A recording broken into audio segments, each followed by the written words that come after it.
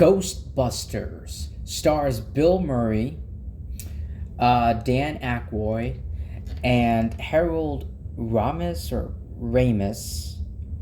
I want to say Ramis.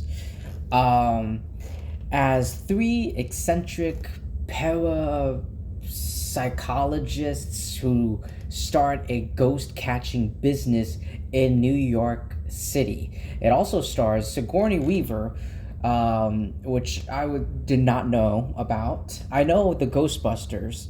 You know everyone. Everyone knows the Ghostbusters. You guys, the whole world. The whole world. Everyone knows the Ghostbusters. Everyone's been talking about it, but I did not know Sigourney Weaver was in this movie. I did not watch a trailer. I didn't watch anything, so that was a huge, amazing surprise for me. But yeah, so Ghostbusters is pretty. It's a pretty phenomenal movie that a lot of people have been talking for years and years, and it's just there's so many great things about it, you know, um, especially the theme song by Ghostbusters by Wade Parker Jr., which was also a number one hit. I listened to the Ghostbusters theme song every Halloween, every October, getting into the spirit of Halloween, because Halloween is coming soon. I do listen to it. I do re-listen. I listen to it again along with other musics and songs. But yeah, so video in this video, I will be breaking this movie down, going into the positives, and then touching on just a few negatives, a few flaws that I have. Not too big, not too major. Well, maybe except just one. Yeah. But anyway, so yeah, if you don't know how this, my reviews work, that's how that goes. So let's start with the positives. So I love the idea about ghost exterminators, because we always have regular normal exterminators in movies and in real life, but ghost exterminators, that's such a creative and brilliant idea that I can't believe no other movies or directors or studios, whoever, whatever, didn't think about. But yeah, it's a creative idea, and I'm glad they brought it to life. And our main characters have amazing chemistry. Peter Venkman, Ray Stantz, Egon Spengler, and Winston Zeddemore. Excuse me if I'm butchering these names. This is some of these actors. This is my first time. Those are just characters. Well, those are characters. Excuse me, but this is my first time watching Ghostbusters, so I haven't gotten everyone's the characters' names and the actors, some of their names in my head. It's not stuck in my mind, but it will. It will eventually down the line. But anyway, yeah, there are some iconic and memorable. The iconic and memorable theme song that spawned many covers from several artists, like Walk the Moon and No Small Children, and that is the Ghostbusters theme song. It is so it gets you into the spirit, Some of the special effects are really good, are pretty spectacular,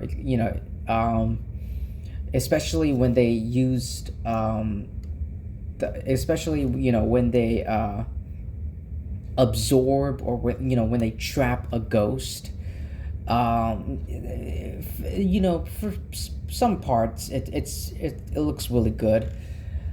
There are some plenty funny moments and some pretty hilarious, and memorable dialogue. And the film has a theme that I was able to find a theme about this movie.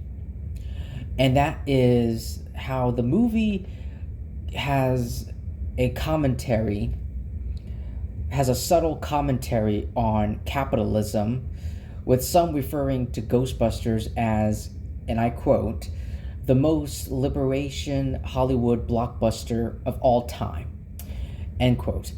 As every government official is abrasive or ineffectual and gets in the way of the film's working class heroes, a group of small businessmen who are motivated in large part by financial gain, especially when it comes to the Ghostbusters, talking to the mayor, or some government official, you know, some legal authority, higher legal authority. The ghost designs are pretty awesome, especially on Slimer, and the scene where the Stay Puft Marshmallow Man, which by the way is the most cutest, adorable monster creature thing. I don't care. I don't care. I think the Marshmallow Man is pretty adorable. Goes berserk in the third act was exciting and his fate was interesting. The Ecto 1 car is another great iconic 80s movie car, along with the DeLorean from Back to the Future, which was released the following year in 1985. The Stay Puft Marshmallow Man and Slimer are very entertaining and likable villains. They are, both of them are the two villainous antagonistic faces of the Ghostbusters franchise, the entire whole franchise. I keep seeing the green slime creature, and I'm like, I think his name is Slimer. I keep seeing him in other videos and other clips. I just didn't know. And the same thing with the Marshmallow Man. I didn't know who the name of both of them until I watched this movie, and then I looked it up, and I was like, oh, that's very interesting. The poster is one of the most iconic in film history, and the scene where the ghosts are released from the containment is awesome, especially the giant beam of light that shoots out of the firehouse. Now, let's talk about the bad qualities. Some flaws that I had with the film, just a few. The CGI may not have, it doesn't age well by today's standards. It's especially which some of the creatures, like they're moving around and like walking and jumping. This one creature, I think it's, is it the gatekeeper, or is it, I don't even remember. I don't even know, the key holder, the gatekeeper, I can't even. But it's the creature, like the moving around, like jumping. It's just does not. It looks really really bad. Ugh. And Walter Peck is a pretty unlikable character. I didn't like his character since he has no reason to suspect that the Ghostbusters are doing anything illegal. And I heard that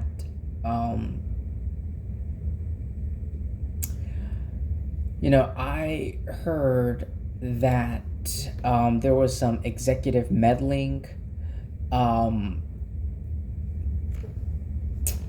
behind the scenes.